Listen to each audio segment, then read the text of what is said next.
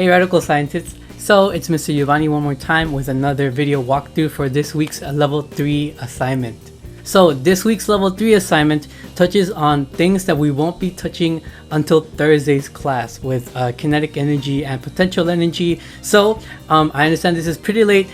I have extended the due date to be a little later than usual, and we definitely will be communicating if for whatever reason that's still not enough time. But my hope is that this one problem, we're only going to look at one today, will help you kind of get oriented with the rest of them. We're always solving for one missing variable in all of these examples, and I'm choosing number 5 specifically because it's the only one where we're solving for velocity. And as you'll see, this actually has us do something a little unique that we don't do in other problems. So hopefully we're starting with this walkthrough with some of the more with a bit more of a complicated problem with just an additional step that will hopefully translate into you feeling much better about completing the rest. So with that, let's get straight to it. All right, everyone. So taking a look at question number 5 of part 2, this is one question that talks about kinetic energy, right? Just gonna underline that so we can all see that. But I'm choosing this one specifically because unlike the first 3, which ask you to solve for kinetic energy, and then the other one that asks you to solve for mass, this actually asks you to solve for velocity. It's the only one, and there's a bit of a different technique to getting that final velocity quantity that's missing in our original question. So because it's of its specific little strategy, I wanted to kind of walk you through this one problem. And hopefully, of course, if you're watching this and then going to go back to the others, this can still help with solving the others. So the question reads, what is the velocity of a 795 kilogram horse traveling with 248,000 kg m squared over s squared? Let's not even worry about that. Let's just think about that as the energy, right? You're going to box it out. This just a unit, just as kg is a unit, just as meters are a unit, just as seconds are a unit of kinetic energy, right? So this is all captured under kinetic energy. So when we go ahead and ask ourselves our very first question, what do we know, right? We're going somewhere, but what do we know? We can just go ahead and drop over here that the kinetic energy is 248,000, right? And we can go ahead if you want, if you're feeling brave, write the units there, but that's not super important. It's mostly a check for us to make sure we're setting everything right. Now the other thing that we're given is of course this mass of the horse. It's, you know, a pretty average size horse. Maybe you're used to seeing a pound, but for now we can just go ahead and write m equals 795 kilograms.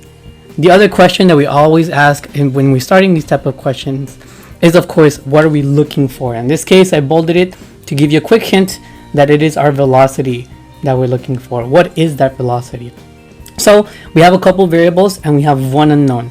When we have one unknown, it's usually a good idea to mix it all together into what we already have to get KE, which in this case is 248,000, right? I'm gonna go ahead and write the units just because I wanted to make it as clear as possible for you, but hopefully you can understand that it's energy, right? So that's where it's gonna go.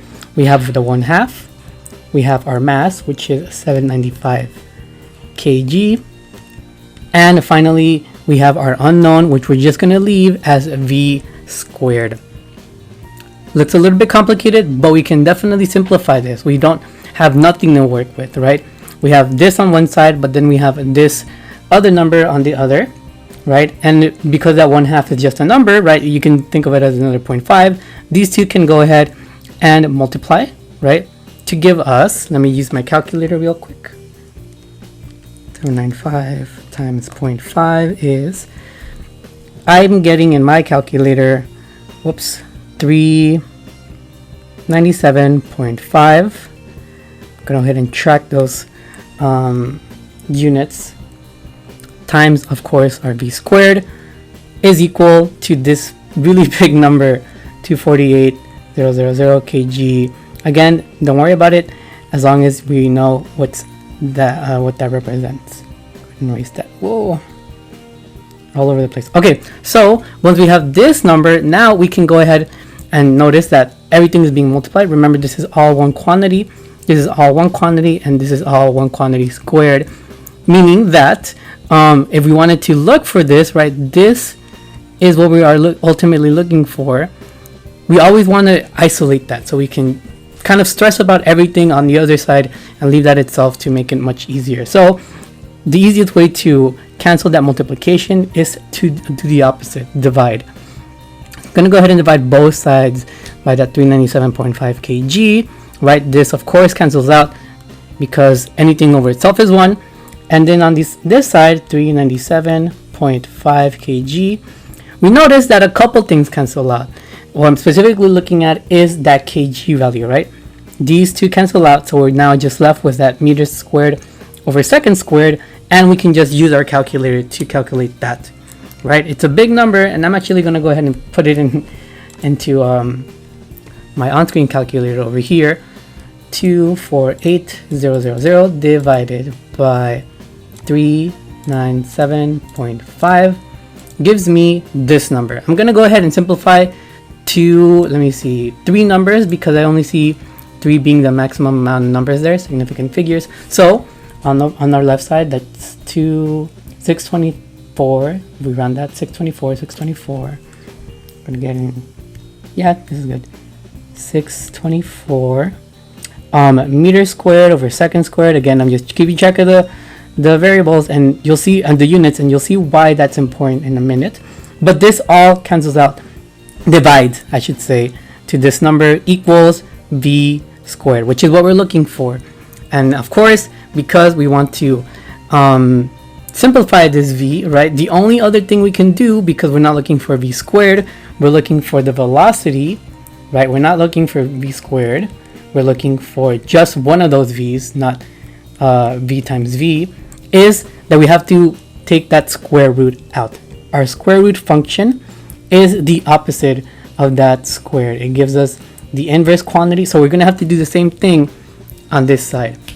I'm going to go ahead and move over here so that we can see that very, very clearly. Go ahead and on this side, we have v squared, the square root of v squared, right? The square root of anything that multiplies by itself will always be just that term. So this ends up being very nicely v. But on the other side, we have this 624 meters squared over second squared. And once again, this is where that importance of keeping track of those units comes into play. You notice that these two quantities are also squared, just like that v is, right? So you can already start to suspect what will happen once we square just that side over here. But for now, we do have a number to stress about, 624, which if I plug it in my calculator, let's see if I can actually pull the one that I had here.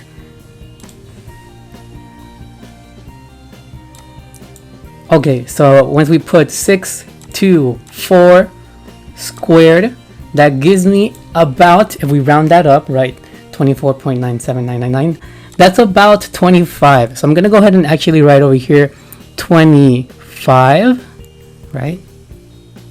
Yes, 25. And these meters squared over second squared cancel out. They still remain in their same place within, right, this fraction. But now, here's our check to make sure we got everything right. This is a velocity function. It's a type of speed, right? And it does coincide with this meters per second. That's how we measure things, miles per hour, meters per second. This is our mental check that this quantity will do. And we finally solved for that v equals 25 meters per second. That's how quickly that 795 kilogram horse is traveling with that amount of kinetic energy. I also want to note that this should be helpful in the longer complex problem of part 3. So you might have to solve for a velocity function at some point. Feel free to reference this just to do a quick check of how exactly to solve if you do not have that quantity.